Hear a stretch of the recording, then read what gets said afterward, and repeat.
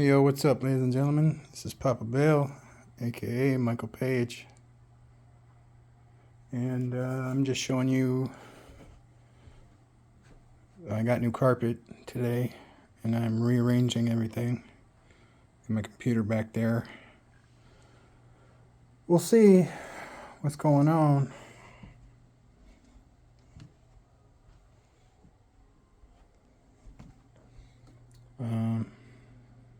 There's my table right there. I need to definitely get a different size table to put the table on, if you get what I mean. And we're just moving right along here. I got the TV on the wall, cactus in the windowsill. New carpet in the closet. Got my Dremels. Got my dirty clothes, clean clothes, Christmas stuff, vacuum stuff, bed stuff, towels, an assortment of hats, painting tape. That stuff is really cool. I got a drone. Got some stuff. 2 tripods. Very cool. But let's take a look at what has to come back into the room. That's just what's we threw in the bathroom. Got all that stuff to sort out. That's all the stuff that was in here before I cleaned it out. And then we got all this. Got an easel here. Got these 2 tables. Needed 2 tables right there to put the table on so that it fits. Gotta find a place for my paintings. Only one of these rolly chairs is going back in my room.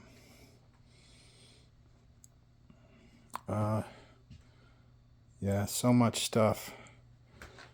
And our dining room is full too, but I've already moved all that stuff back in.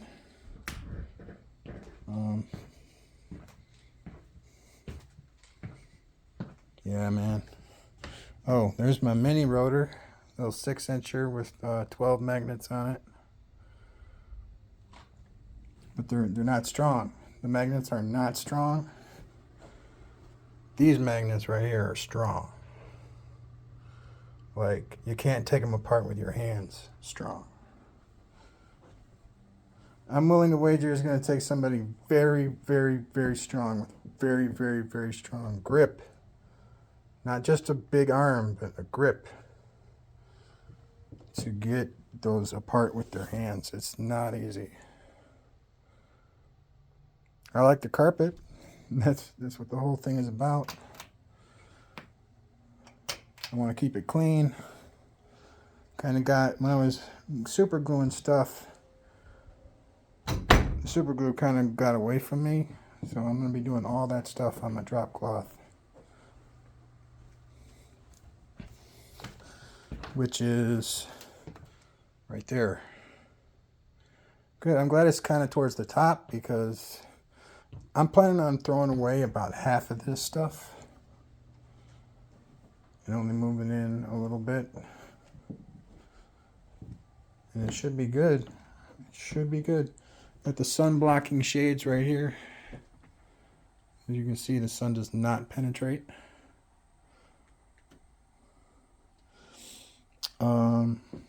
I'm putting this monitor down for a minute, and I'm hooking up the 43-incher. We'll see if it works still. If not, we're going to have to go back to the other monitor. I really would like to use a bigger monitor, though. We got a 32-inch, the frame. This is the frame right here. We don't have an additional bevel, but this is the frame with the one connectivity. So virtually there's a power and HDMI, and they're all in the same plug. Okay, so you only need to plug one wire into the back of the frame, and it gives power and it connects. There is a box. It's kind of like a cable box for the TV, And the cord that sticks into the back of that television is very long. So you can put that box pretty much wherever you want within, I think it's like 10 feet. Maybe it's 3 feet. I don't know. But it is right there. Okay. Sorry to be walking around and everything. I'm just trying to incorporate all of what I still need to do and all of what I've done. I moved that bed frame and that mattress by myself.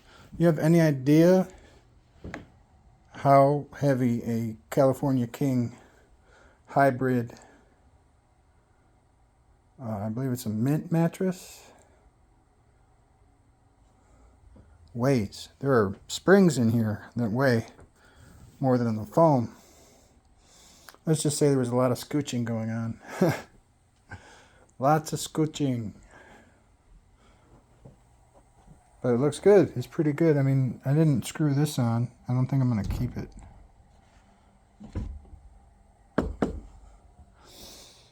My kid said the bed should switch its orientation. I used to have the head over here, so I switched the orientation. We'll see if they're right.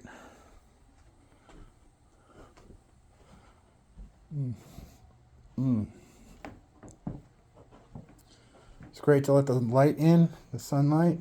It's beautiful. That cactus right there, man. See, I'm hypothesizing, and I don't know if I'm right, but either a cactus or a tree. Kind of a adolescent tree. Not a very tall adolescent tree, but maybe as tall as I am.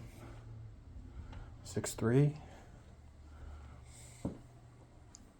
Would be able to take iron filings.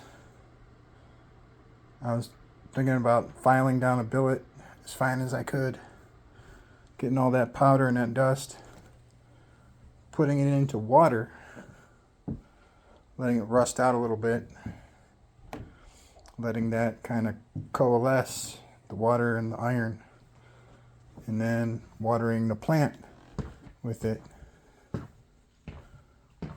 Just one time. Like, if it kills it, then it kills it, and we won't do it again. Just check that out, man. This used to be full of stuff. Doesn't look like there was that much. See, there's some more stuff. And those curtains that were in the corner right there, I hung from the ceiling with these hooks to make a partition. There's like a natural partition in this room. It goes with this wall straight across. Oh, yeah, but back to the iron filings.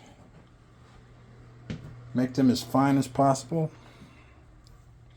Then pour them in there and just water it. Don't put any more in after the first dose and just keep watering. And then take a nice magnet, nice powerful magnet, and see if we can get the tips to bend to the magnet. Can we magnetize plants? You know what? The answer to this question is yes, absolutely. I don't know if it's happened in a long, long time, but I do believe that there were trees that used to grow on an iron deposit. And some very powerful artifacts were made from this wood. So you got to have the knowledge. You got to be the magnetic engineer.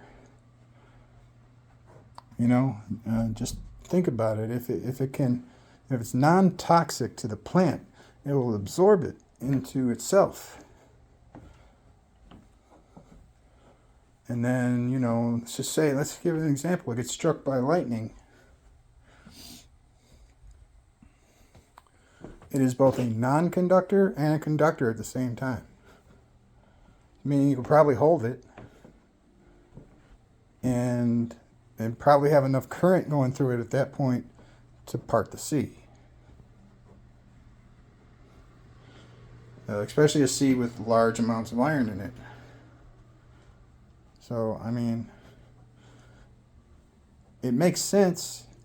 Probably not now, because I don't think this, if this existed today, we would be utilizing this. But I'm going to try and recreate it on a small scale. Because the tree, the grove, not just a tree, it's not just one tree, it's a grove of trees that was growing on, it might not have even been iron, it might have been something more magnetic, more conductive, and more absorbent to plants.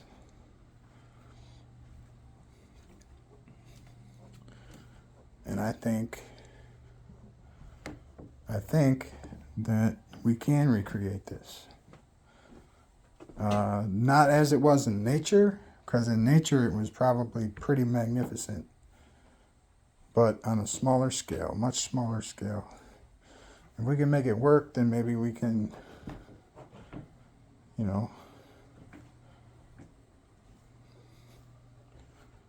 make, because it's simple. It's very simple, man. It doesn't have to be complex. As a matter of fact, I've learned now that the more complex something is, the farther away it is from being true.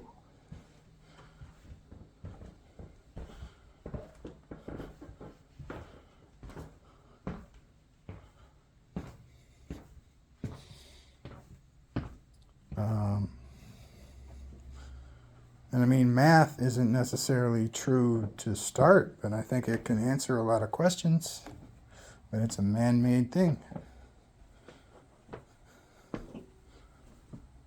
It doesn't truly exist in nature.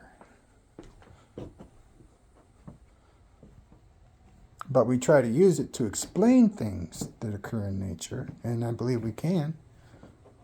But it doesn't recreate them. It just explains how it works.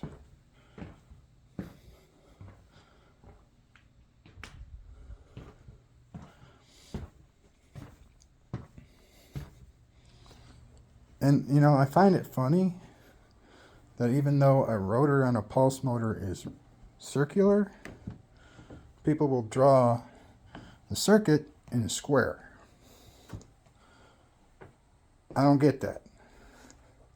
Matter of fact, I mean, like, I don't know. Is there something about a corner that is more appealing to the brain than a curve? I'm just asking. I'm not trying to bust anybody's balls or anything. Because I just noticed that all the schematics of circuits have corners in the connections. Where they're connecting, there's a corner or a straight line. But you know, a straight line might as well be a corner, because a corner is two straight lines.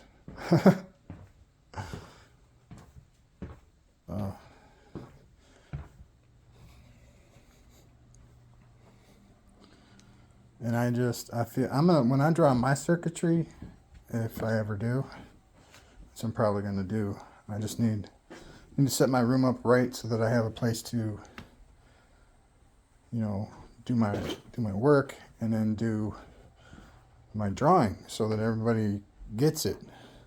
I'm drawing curves. You know, and everything is more subtle. And this is my jong, jong. See it, man? Yeah, it's one of those. You know, like people that practice on jong a lot normally have a beam that goes across, and they try and stabilize it that way. And you know, and for the most part, it works really good. Mine, I got in the mail, so it doesn't have one of those. It just has this base So mine like flops back and forth, and I mean, if you hit it with any force, it starts to flop. But you're not supposed to hit a freaking tree with a lot of force. You're not supposed to do that. That's just, I mean, if you've seen Ragnarok, the series, you're not Thor, just figuring out that you're Thor. And you're not going to punch a tree down. You're not going to do that.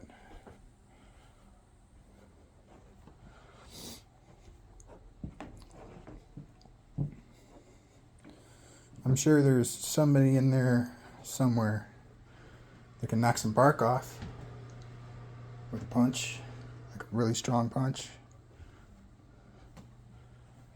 But as for the tree itself, winner, tree.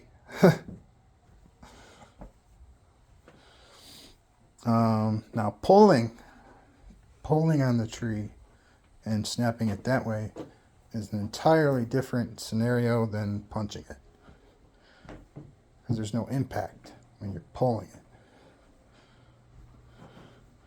And you can pull a lot harder and a lot faster and a lot stronger for more period of time. Punches are pretty instantaneous, pack a lot of forward momentum and power. And if you punch with your core, goddamn, you're gonna break your fucking hand. Like straight up, dude, you are gonna crush. Every bone in your body is gonna be compacted. Well, just in your hand, not your body.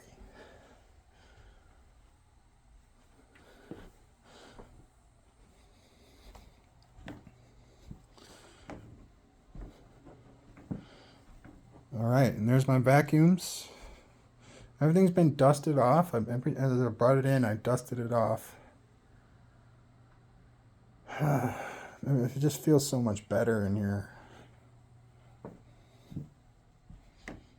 And that's my new carpet video. Ladies and gentlemen, thank you very much. Have a great night. See you soon. Peace out.